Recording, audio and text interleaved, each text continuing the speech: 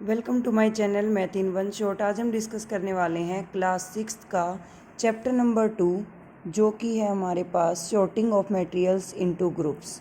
कि हमें मटेरियल को जो है वो किस तरीके से शॉर्ट करना है। शॉर्टिंग का मतलब होता है छांटना, मटेरियल होता है सामान, इनटू ग्रुप्स यानी कि हमें उनको पेयर अप करके और सेपरेट करना है, तो हम उसको क्या कहेंगे, sorting material into groups.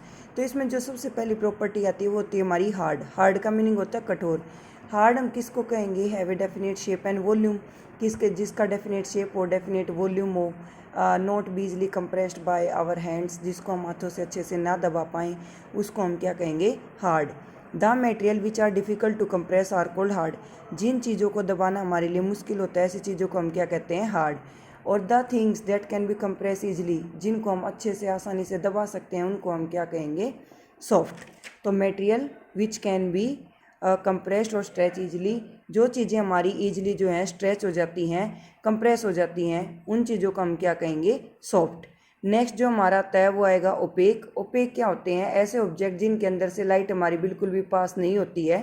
These are those material that does not allow light to pass through them, जिसके अंदर से हमारी लाइट पास नहीं होगी वो हमारे ओपेक होंगे। लाइक अगर हम वॉल लें यानी कि दीवार के अंदर से लाइट जो है वो हमारी पास से नहीं होती है, तो वो हमारा किस मीडियम में कंसीडर किया जाएगा, वो हमारा ओपेक मीडियम में कंसीडर किया जाएगा। नेक्स्ट आता है ट्रांसपेरेंट। हम किसी चीज़ को ट्रांसपेरेंट कब कहते हैं, कि जिसके आर पार देखा जा सके। It means these are those material that allow light to pass through them completely, जिसके अंदर से लाइट जो है अगर हमारी कंप्लीट पास हो रही है, तो इस टाइप के ऑब्जेक्ट को हम क्या कहते हैं, ट्रांसपेरेंट। और इसमें हमारा एग्जाम्पल हो सकता है ग्लास। ठीक है, ग्लास के बाद नेक्स्ट हमारा आता है ट्रांसलूसेंट। अब कुछ चीज़ें ऐसी भी हैं कि जिनके अंदर से लाइट कंप्लीटली पास भी नहीं होती है और हो भी जाती है, मतलब पूरी नहीं जाती है, पर आपको ऐसी अपीयरेंस होती है कि हाँ वो चीज़ें आप देख पा रहे हैं। It means these are those material that allow light to pass through them but up to a limit, कि अगर हमारी लाइट जो है वो एक लिमिट तक पास हो रही है, तो इस टाइप के ऑब्जेक्ट को हम क्या कहेंगे, ट्रांसलूसेंट ऑब्जेक्ट। और एग्जाम्पल हो जाएगा पॉलीथीन बैग, क्योंकि पॉलीथीन के अंदर से हम क्लियरली नहीं देख पाते हैं, बट हमें धुंधलापन जो दिखाई देता है, लाइट यानी कि पार्शली जो हमारी पास होती है, तो इस टाइप की चीज़ों को हम क्या कहेंगे, that are considered to be translucent object. Next हमारा यहाँ पर जो केस आता है वो हमारा आता है यहाँ पर लाइट का, कि लाइट क्या होती है। तो light is a source due to which we are able to see the object clearly, कि लाइट वो एक पर्टिकुलर सोर्स है जिसकी वजह से हम चीज़ों को अच्छे से देख पा रहे हैं, that is considered to be light. तो light is a source due to which we are able to see the object clearly. Next आता है रफ। रफ का मतलब क्या होता है, खुरदरा। रफ का मतलब क्या रहेगा यहाँ पर हमारा, खुरदरा, यानी कि एक ऐसा सरफेस जो खुरदरा है, यानी कि जो स्मूथ नहीं है, that is considered to be rough surface. तो इस टाइप के सरफेस को हम कैसा सरफेस कहेंगे, उस टाइप के सरफेस को हम कहेंगे कि वो सरफेस जो है वो हमारा कैसा है, रफ है। और रफ सरफेस है तो ऑब्वियसली बात है भाई, उसके अंदर स्मूथनेस तो बिल्कुल भी नहीं है, और स्मूथनेस नहीं है तो उसके अंदर क्लियरिटी भी नहीं होगी। तो rough material which have bumps और ridges on their surface. Bumps का मतलब होता है कि जिसके ऊपर खड्डे वगैरह हो, यानी कि एक ऐसा सरफेस पर्टिकुलरली जिसके ऊपर खुरदरापन आ जाता है, ऐसे टाइप के सरफेस को हम क्या कहेंगे, रफ सरफेस।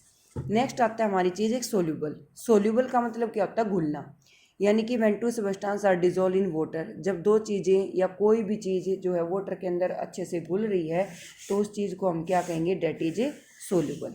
उसको हम क्या कहेंगे, डेट इज ए सोल्यूबल। कि कोई भी चीज़ अगर हमारी वाटर के अंदर अच्छे से डिजोल्व हो जाती है, तो इस प्रोसेस को, इस पर्टिकुलर सेगमेंट को हम क्या कंसिडर करते हैं, इसको हम कंसिडर करते हैं डेट इज सोल्यूबल। इनसोल्यूबल क्या रहेगा, some substance does not dissolve in water, जो चीज़ें हमारी वाटर के अंदर डिजोल्व नहीं होती वो हमारी कैसे रहेंगी, insoluble. Like oil in water, insoluble का एग्जाम्पल हो गया। और अगर हम लें शुगर इन वाटर या वाटर इन शुगर, तो वो हमारा किसका एग्जाम्पल हो जाएगा, सोल्यूबल का। नेक्स्ट जो प्रॉपर्टी आती है वो आती है हमारी लश्चर।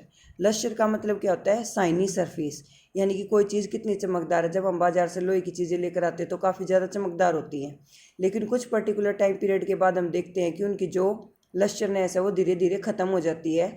और वो किसकी वजह से होती है, कि वो रस्टेड हो जाती हैं, यानी कि उनको जंग लग जाता है, क्योंकि वो वाटर के, ऑक्सीजन के, सनलाइट की प्रेजेंस में आती हैं, जिसकी वजह से उनका कलर फेड हो जाता है।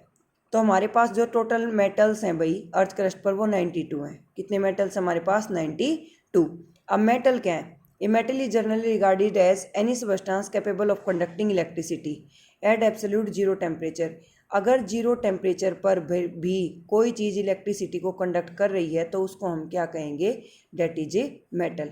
और अगर जीरो टेम्परेचर पर कोई चीज़ जो है वो इलेक्ट्रिसिटी को कंडक्ट नहीं करती है तो उसको हम क्या कंसिडर करेंगे? Non metal.